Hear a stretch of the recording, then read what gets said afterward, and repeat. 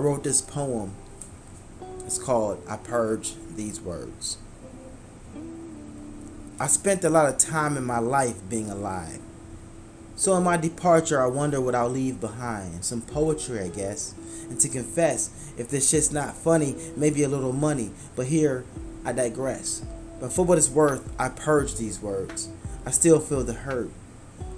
Peeling away a scab. The disconcert. Before it gets better, first, it must get worse. But before the great force sends me back to source. For what it's worth, in my self-worth, I write these words. When I go into the earth, I hope these words live on. Keep my memory strong, long after I'm pulled out the hearse to be laid in the dirt. My cousin, 17 years old. You might have heard on Facebook, we do it for Vaughn. In December 2019, he was shot and didn't survive. My two uncles, so entertaining, I tried to emulate them.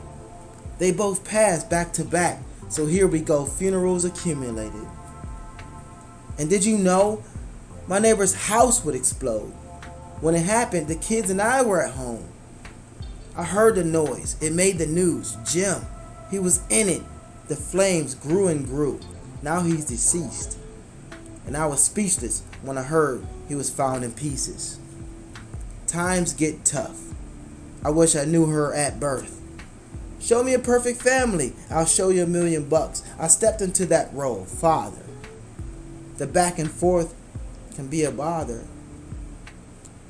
I find myself channeling inner peace to respond proper. One afternoon, an argument ensued. To these words I would hear, which rests between my ears.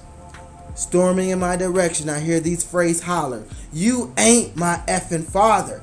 Tensions flare in my eyes, she could see red. She would then scream these words that stuck in my head. F you, F you. Now I take things literal.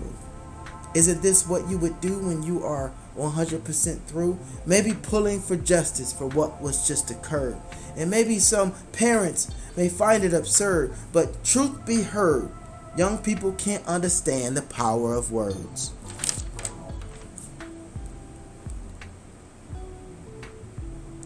I didn't know more pain was coming around.